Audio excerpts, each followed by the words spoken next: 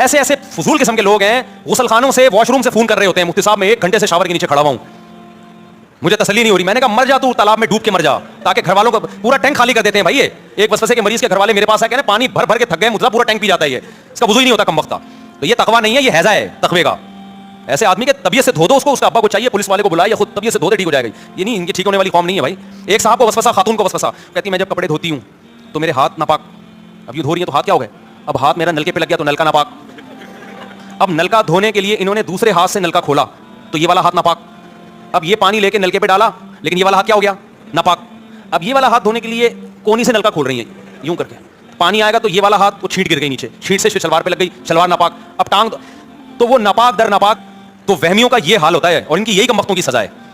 तो इसलिए अपने आप को अजाब में मत डालो भाई। शरीयत ने बताया कपड़ा धो यूं करके 3 दफा धो लो, बस निकलो वॉशरूम से बाहर।